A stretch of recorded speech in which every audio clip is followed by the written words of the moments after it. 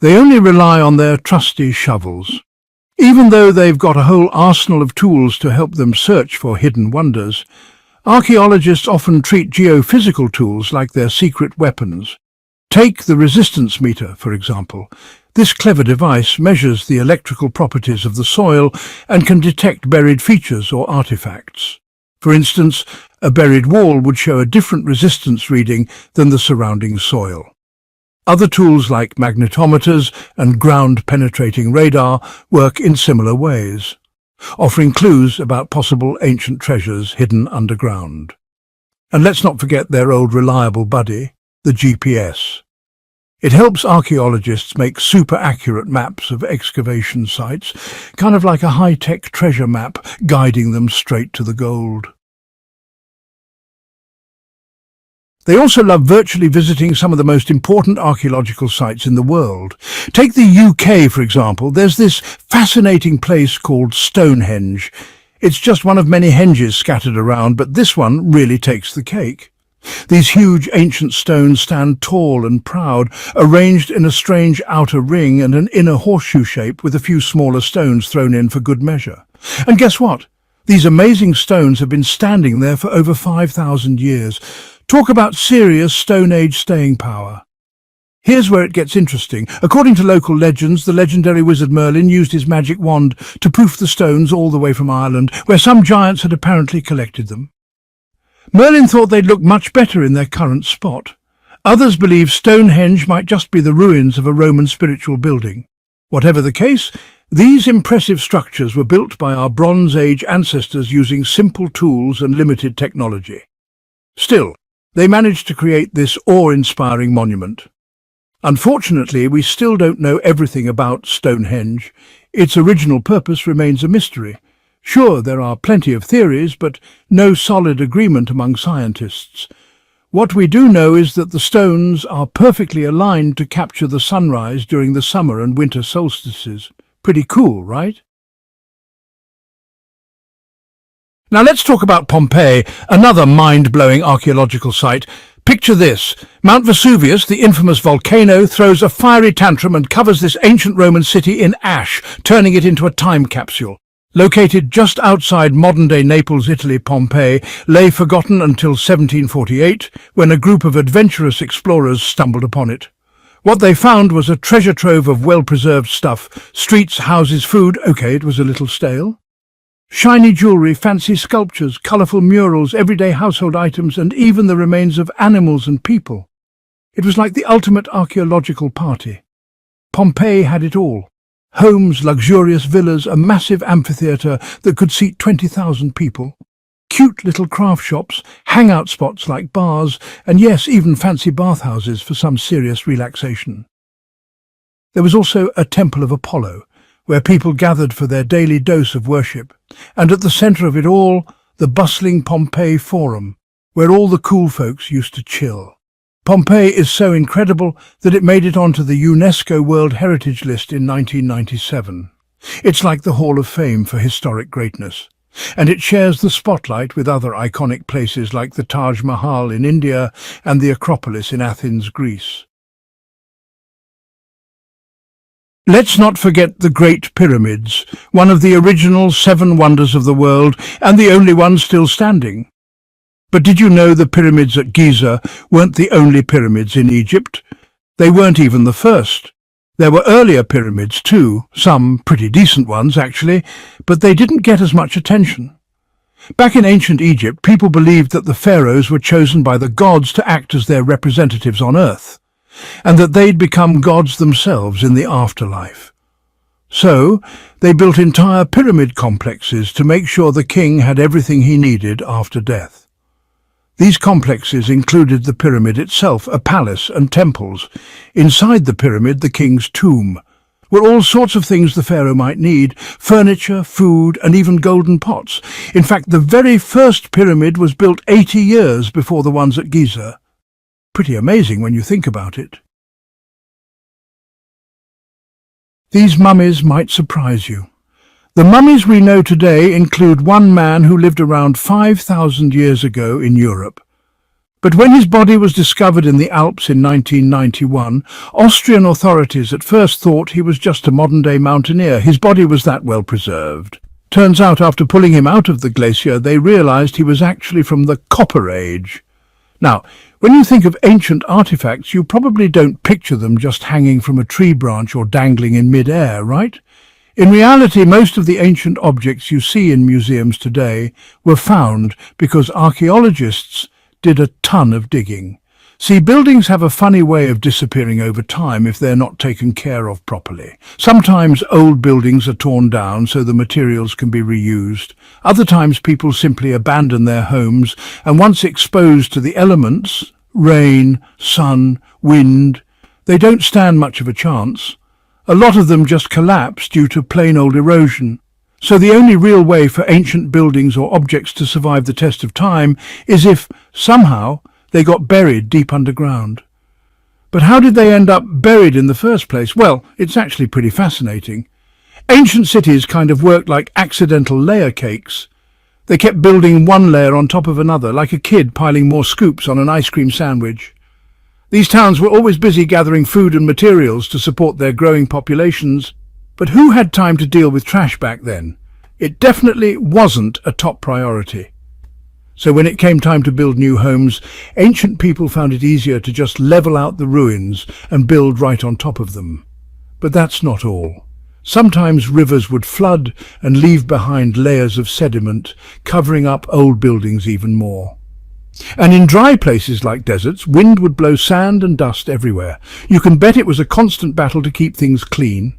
Take the Great Sphinx, for example. Its head was buried in sand until archaeologists uncovered it in 1817. In other cases, entire ancient cities were eventually covered up just because they were completely abandoned. With no people around to keep nature in check, plants took over. Seeds started growing everywhere, pulling carbon dioxide from the air and adding more and more organic material to the land. Over time, the roots helped pack down the soil, creating layer after layer of earth. It's like Mother Nature started a DIY project, with plants acting as her loyal little helpers. Digging up the secrets of ancient civilizations isn't just about uncovering lost worlds. It's an epic mission to find buried treasures hidden beneath centuries of natural build-up. But here's the question. How do archaeologists even know where to dig if everything's covered in layers of dirt, debris and plant roots? Well, they do have a system. First off, archaeologists aren't always the ones who decide where to dig. Let's say you're a contractor planning to build a fancy new apartment complex in your city. Depending on local laws, you might be required to bring in specialists to check the land before you start building. These specialists might be archaeologists, geologists or paleontologists. If they spot anything interesting, like artifacts or signs of past environments, they jump in to investigate. But what about places that aren't construction zones? Don't worry, archaeologists have more than a few tricks up their sleeves. They often dig into historical records like detectives, piecing together clues from old maps and documents to figure out where people once lived. If someone's already been to a site before, even better. Past excavation reports or historical accounts can provide tons of valuable info for planning a dig. Before anyone grabs a shovel, archaeologists also do a little bit of scouting. Armed with just their eyes and experience, they walk around a site looking for anything that might be hiding just below the surface. Stone tools, old pottery, even ancient garbage dumps. Yep, those are valuable too. And when they spot a layer of what's called midden soil, a fancy term for old waste dumps, they know for sure that humans once lived there. The lasting legacy of Ramses II and the secrets of mummification. You can still see traces of Ramses II's reign today, like a massive statue of him that weighs about 6 tons. Ramses lived to be around 90 years old, which was incredibly rare back then. After studying his mother, scientists think he may have had a medical condition that affected his spine. Remember those tomb robbers we mentioned earlier? Well, they might be the reason Ramses II ended up in a regular coffin hidden away in a secret royal mummy cache in Deir el-Bahari. That site wasn't rediscovered until 1881. Luckily, archaeologists were able to identify him because his name and travels were recorded on the wrappings of his body. Mummification back then wasn't a quick process. In ancient Egypt, it could take a staggering 70 days to complete. A special person would say very specific prayers while carefully preparing the body, drying it out with a type of salt called natron, and then using linen and resin to make the body look lifelike before wrapping it in cloth. The tomb itself was just as important. Take King Tutankhamun's tomb, for example. Its walls are covered in detailed artwork, showing his journey to the afterlife, from his funeral procession to his passage through the underworld. The ancient Egyptians believed that everyone went through this journey after death, so they filled the tombs with items and paintings meant to help the soul in its spiritual travels. They even decorated the tomb walls with spells from a special book, a collection of poems and incantations they believed would help people safely reach the afterlife. That's how seriously they took the journey. They'd also place food inside the tomb. Archaeologists found 36 jars of ancient drinks and 8 baskets of fruit in King Tut's tomb, believed to help him on his long voyage to the next world. Since they thought the journey to the afterlife would take a long time, the Egyptians left all kinds of supplies: food, water, clothes, even fancy jewelry. Pharaohs were usually buried with multiple sets of luxury clothing like linen tunics, scarves, gloves and head coverings, along with golden jewelry bracelets, buckles, necklaces, rings, even amulets shaped like sacred bugs for protection. Some were even buried with fans made of ivory and ostrich feathers to keep them cool in the next life. And yes, some rulers had full suites in their tombs, complete with symbolic boats. Pharaoh Khufu, for instance, built the Great Pyramid at Giza as his tomb, and inside King Tut's tomb they found lots of boat paddles, even though there was no actual boat, just 3 chariots and a bunch of canes made of valuable materials. Maybe that means he preferred to travel over land rather than by water. One of the most interesting finds near old mummies: bottles of perfume and oils, because of course, even in the afterlife, a pharaoh should smell great. Some tombs also had board games, often made from expensive materials like gold and ivory. One of the most popular games was called Senet, a favorite among ancient Egyptians. It's kind of like the ancient version of chess. Now, while the Egyptians may have the most famous mummies, they weren't actually the first to invent mummification. That honor goes to the Chinchorro people of South America. As far as we know, they were the first to intentionally mummify their loved ones, starting about 2,000 years before the Egyptians began their own rituals. Studying mummies gives us amazing insights into the lives of ancient rulers, but until recently we had no idea what they actually looked like when they were alive. That started to change when archaeologists found some incredibly rare and detailed mummy portraits in Egypt. These were paintings of the deceased, made while they were still alive. Unlike the traditional canvas paintings we know, these portraits were painted on wood and are known for their realism and beauty. Scientists have even used them to help diagnose health conditions by comparing the portraits to the actual mummified remains. Some of the jewellery shown in the paintings was later found on the mummies themselves. The recent discovery of these mummy portraits in central Egypt was a big deal. It was the first time in over 100 years that new ones had been found. Of course, mummification also happened naturally in different parts of the world. Under the right conditions, like extreme cold, heat, lack of oxygen, or accidental exposure to natural chemicals, bodies could be preserved without any human help. Those conditions keep bacteria from growing, which helps the body stay intact. And speaking of studying preserved bodies, Otzi the Iceman, a naturally mummified man found in the Alps, is one of the most famous forensic cases in history. It looks like that famous mask might have originally belonged to Nefertiti, or maybe to someone else who wasn't related to King Tutankhamun at all. But honestly, the mask is just one part of the mystery. His whole tomb is full of unanswered questions. Recently, historians found signs that the place where King Tut was supposed to be buried might have been switched at the last minute. For years, experts have wondered why a pharaoh who ruled for 9 years ended up in such a small and simple tomb, especially compared to the grandeur of other royal tombs in Egypt. Tut's final resting place just seems too plain for someone of his supposed importance. So what really happened? Some researchers think it had to do with his successor, the pharaoh who came after Tut. It's believed that this new ruler may have tried to erase Tutankhamun from history altogether. One theory is that this successor made a quick decision to bury him in a smaller, less impressive tomb to make him easier to forget. When experts studied another tomb nearby, they noticed something interesting. There's a big wall decorated with paintings of baboons, the same kind of artwork found in Tutankhamun's tomb. It looks like the same artist or team might have worked on both tombs. In fact, the designs and decorations of the two tombs are almost identical, suggesting there was one person behind both. But there's a big difference. The other tomb is much larger and more elaborate, definitely fit for a king, while Tut's is small in comparison. That's why some think that Tut's sudden death at just 18 years old left no time to finish his intended grand tomb.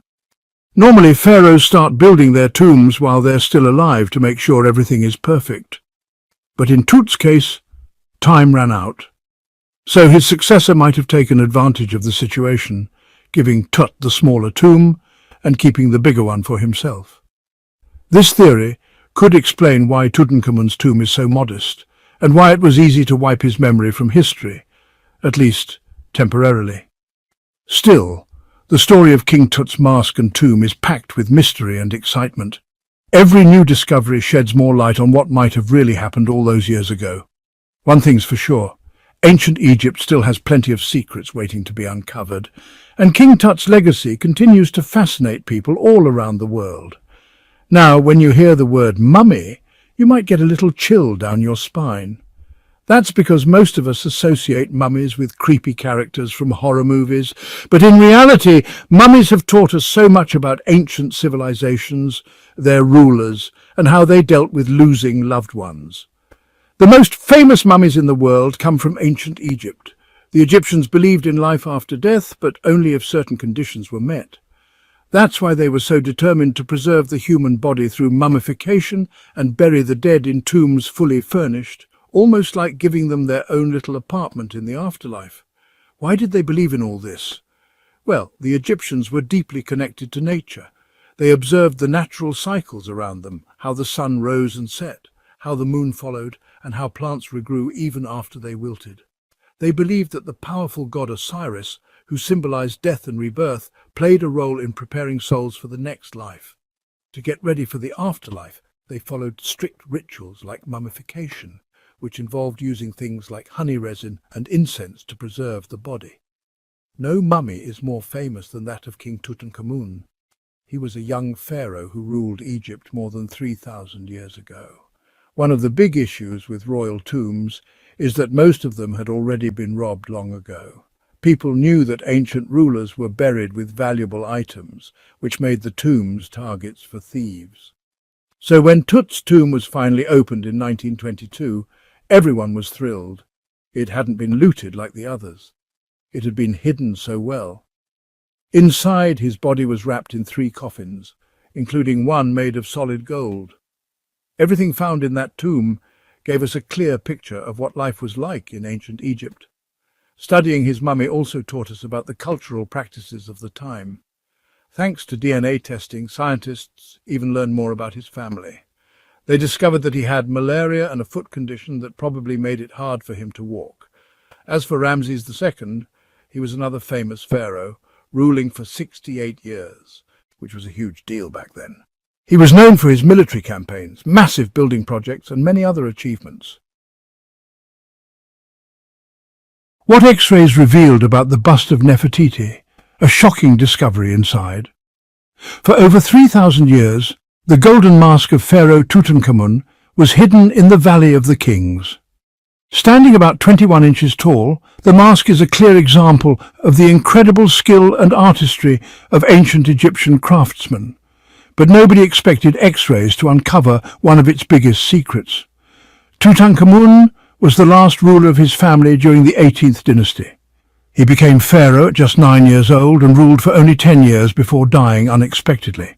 To be honest, after his death, later rulers pretty much forgot about him. His tomb wasn't considered important. It was so overlooked that even grave robbers skipped it. That might sound sad, but in reality, it was a great thing for us because the tomb was basically forgotten. It stayed untouched and perfectly preserved. unlike the many looted tombs around it. So when it was finally discovered in 1922, it held over 5,000 valuable artifacts, instantly making Tutankhamun world famous, and one of the most recognized pharaohs today. Among the treasures, the most stunning item was his golden death mask. People believed it was an exact representation of his face, or at least that was the intention. The idea behind making it so realistic was so that, according to ancient Egyptian beliefs, his soul could recognize his body and return to it in the afterlife, allowing him to live on forever. The mask clearly had incredibly detailed craftsmanship, but it wasn't until many years later that people realized just how complex it really was. The first X-rays of the mask were taken in 1967. At the time, the main goal was practical. The mask was about to be sent to Paris for an exhibition, its first time leaving Egypt, and they wanted a record of its condition in case anything changed during travel. The images also helped provide insight into how the mask was made, though back then researchers didn't fully grasp just how advanced the techniques were. After all, the ancient Egyptian goldsmiths didn't have modern welding tools, so how did they make this mask? New X-ray scans taken in 2007 gave us some answers. Turns out, the mask wasn't made from pure gold, which would be 24 carats. Instead, it was made from 23-carat gold, meaning it was mixed with a small amount of another metal, copper. That reddish-brown metal probably made the gold easier to shape. The Egyptians would have hammered and heated the gold sheets over and over again to form the mask. But there was still another hidden secret inside the mask, and it wasn't discovered until 2015. A year before, museum staff in Cairo were preparing the mask for public display, and the beard attached to the mask accidentally fell off. Some say it just got loose over time and finally dropped. Either way, the broken beard caused a lot of stress. After all, this is one of Egypt's biggest tourist attractions. Experts rushed to fix it. The restoration started with a full 3D scan of the mask to document its exact condition. And by chance they discovered something very interesting. Inside the royal beard, there was a golden tube, a hidden structure that the Egyptians likely used to attach the beard securely to the rest of the mask. This showed once again how advanced and intricate their craftsmanship really was. But the mysteries didn't stop there. Remember how the mask was supposed to look just like Tutankhamun's face? Well, some researchers aren't so sure anymore. There's a theory that the mask wasn't made for him at all, but for someone else entirely. A study published in 2015 suggested that the mask was originally made for a female pharaoh, most likely Queen Nefertiti, Tut's stepmother. The biggest clue? An inscription on the mask. At first glance, it looked like it belonged to Tutankhamun, but upon closer inspection, researchers noticed something odd. Underneath his name there was a faint trace of an earlier engraving. It seems the mask had been reinscribed, and the original name may have been something that translates to Queen Nefertiti. And there's another detail that adds to the mystery: pierced ears. For years this small feature was overlooked, but some experts now think it's significant. Tutankhamun likely stopped wearing earrings after childhood, so by the time he died at 18 his image shouldn't have included them. This supports the idea that the mask may not have been intended for him in the first place. Subscribe to learn more forgotten history with us. Like, comment, and support our journey to uncover the truth behind ancient mysteries. See you on your